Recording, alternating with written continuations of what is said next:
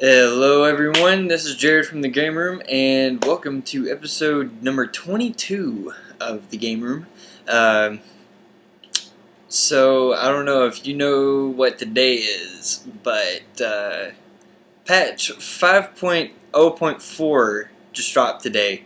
We're still in maintenance as of right now while I'm recording this. Hopefully we'll be out of maintenance and back into live by the time this video goes live.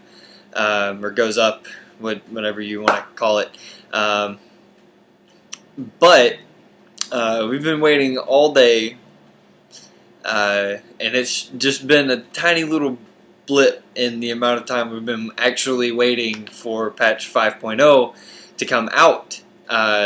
This is the big pre-patches we've been talking about all week, and as everyone's been talking about all summer. The precursor, if you will, to Mists of Pandaria launching, which is coming out on September 25th. Now, few things that you all need to know about patch 5.0.4. There's a lot changing. All of the talents are going into place. Some of this we might have talked about in an earlier episode, but I'm just going to go over it anyways for those of you who haven't caught up or have been following all the changes that are going on right now in the World of Warcraft. First things first, let's see here. Talent changes are in. They're changing it to the system where it's 3 choices for each tier. There's no longer talent trees anymore. You get 1 tree for each class.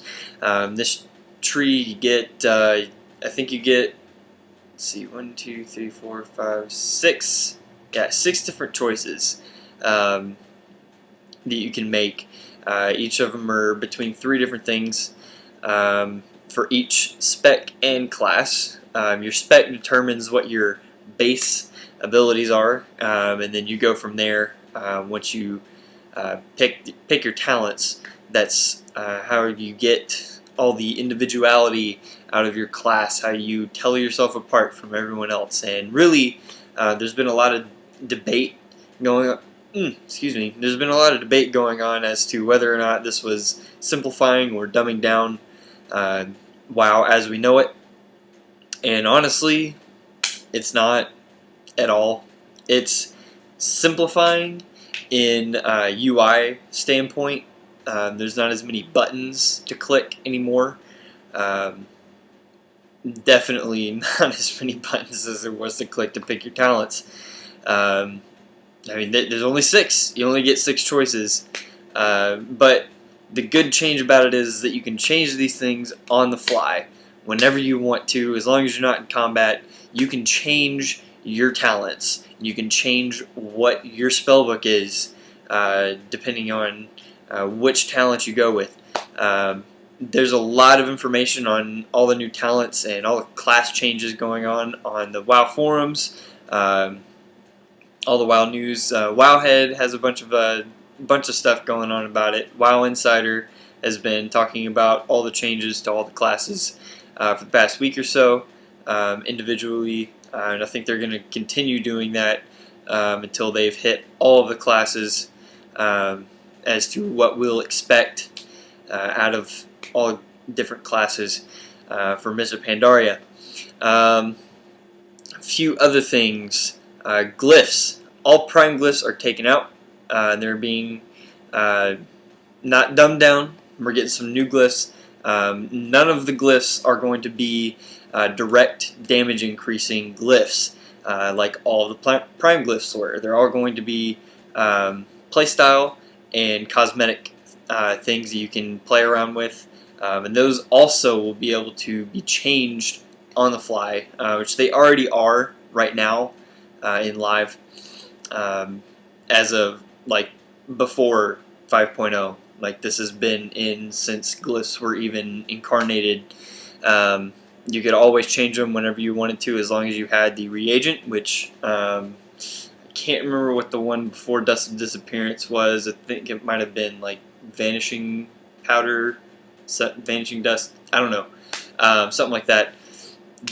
As long as you had one of those, you could change your glyphs on the fly. But now you can do that and your talents, all with the same reagent within the item or within the level bracket, which there's only going to be three in Mach. There's the Vanishing, whatever, the Dust of Disappearance, and Tome of the Clear Mind. I think someone might want to double check that for me, but I'm pretty sure that's it. Let's see, we're getting AoE looting. They changed all cooking awards to be just one singular cooking award. It's now called the Epicurean Award, and that means that the Dalaran tokens are now taken out of the game and replaced with these Epicurean awards. You will keep all of your rewards, as in the ones they take away from you, they will refund in the form of the Epicurean. Let's see, we're getting count-wide mounts, pets, and achievements, finally, which of course we've been talking about this for ages, about how this needed to be a thing. Everyone's been looking really forward to it. They do have a list of all the mounts that are going to be account-wide or account-bound, whichever way you want to look at it, which is not really account-bound, because once you get it on one, you get it on the rest. It's not like one of those things where they send it to you, to each of your individual characters, as soon as they get it. Anyways, let's see. New spells are now learned automatically when you level up. That is awesome, because that means you don't have to go back and forth from your training area back to your trainer to learn new spells. That just goes straight into your spell book. That the only use that your trainers are going to be used for is respecking. And I'm not talking about choosing your different talents. I'm talking about just getting a whole new specialization. That literally is it. I honestly don't know what to say about it. It's a huge quality of life improvement, up from what we've been having to do with leveling and all that other stuff. Sorry, my hair is an absolute mess today. Anyways, last quality of life change, which, by the way, all of this information I'm just reading straight from Zarhym's post on the Blizzard website, battle.net/wow, actually. This is his post that I'm reading all of this off of. I know it, but I'm just using it as a reference for those of you who, yeah, well, he's just reading. Mana pools are capped. 100k for level 85 and 300k for level 90. And it'll go down from there for the rest of the classes, or for can't speak. For the rest of the levels, it'll go down from there. Let's see, they put in the battle tag support as of today.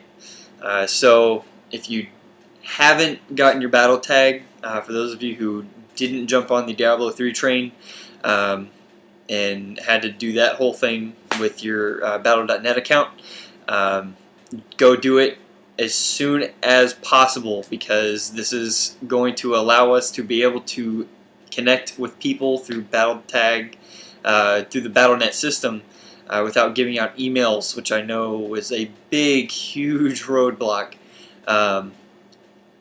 in deciding who you wanted to give out your battle tags to. It wasn't really that big of a deal for a lot of people, but for those of people who wanted to keep their stuff private, it was kind of a big deal. They're also introducing something called cross-realm zones. And this is really, really interesting, because if a zone gets populated beyond, the capability of the server, in order for things to run smoothly, it'll start separating things. And on the other side of that, the other flip of the coin, if there aren't enough people in one particular zone. It'll just group everyone across all the realms together right there, so you have some form of interaction. I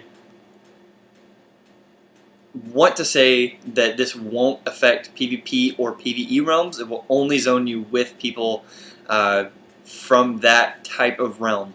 And same for RP and RP PvP.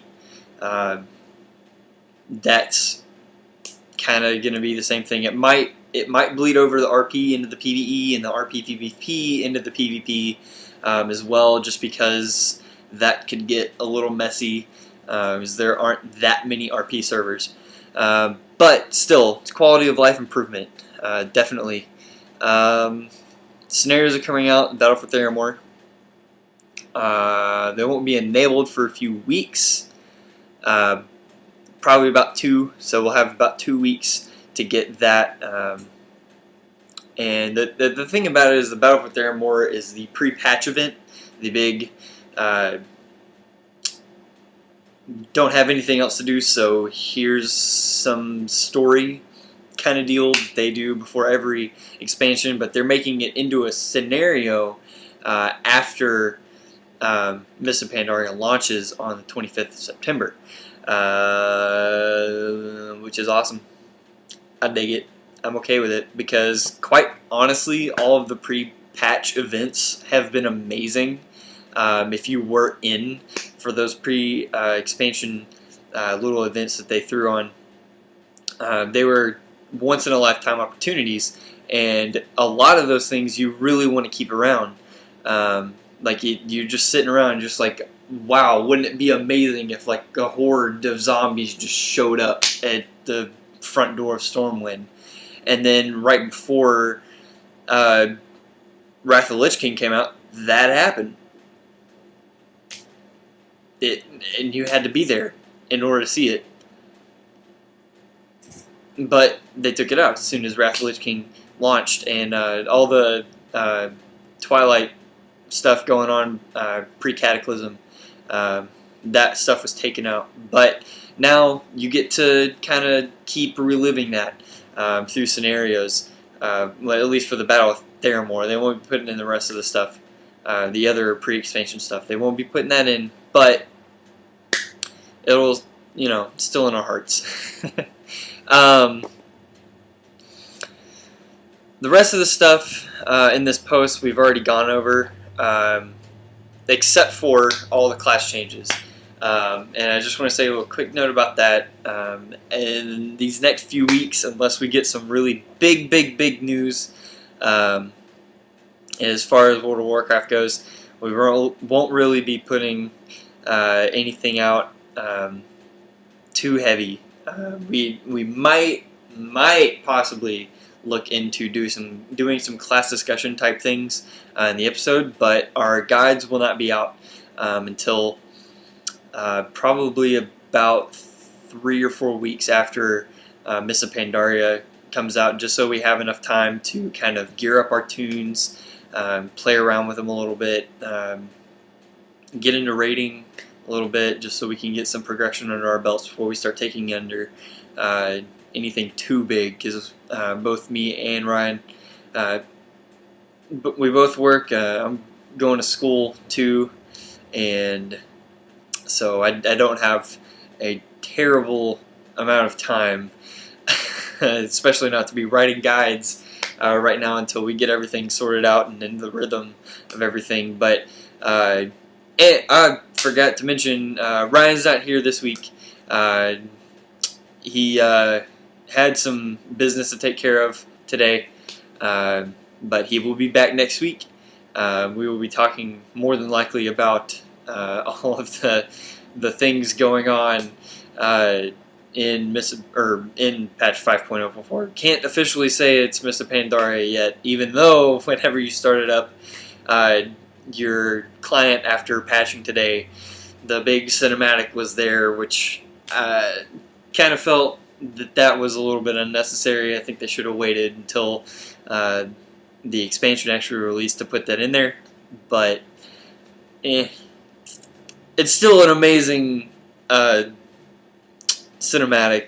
That seriously, every time I watch it, I get the chills. It's awesome. If you haven't seen it yet, it's all over the internet. Just look up Miss Pandaria cinematic. You can see it. And I'm pretty sure on the Blizzard YouTube channel they have it posted on there. It should be near the second or third video, maybe. I don't know how many videos they put up after they put that up, but it should still be there. One thing that I want to say, last bit of information, is that head enchants are no longer going to be in the game. So don't be surprised when in the next few weeks your head enchant just disappears and all of the head enchants are no longer available from the vendors. This is a change that they're making in Miss Pandaria, just lessening the amount of things that you need to get from rep vendors, because they're trying to take the grind out of the weekly going-ons of and the daily going-ons of World of Warcraft. They took out the daily quest cap as well, and that starts today. For those of you who don't know, haven't been following, they're taking that out today as well. So until Miss Pandaria comes out, knock yourself out, do as many daily quests as you want, go to as many zones as you want, and do all of them, all the time. If you, on one tune, just haven't gotten around to getting up your reps with all the Wrath of Lich King stuff, why not? There's no daily limit anymore on daily quests, so you can just go do it and knock out everything and probably get it done within like a week. But anyway, that's going to wrap it up for this episode. Again, this has been episode number 22. We'll be back next week with episode 23, bringing some more WoW news to you guys. Again, from the Game Room, my name is Jared. You can follow the Game Room on Twitter at TheGameroomChannel. You can also follow me on Twitter at theloransas.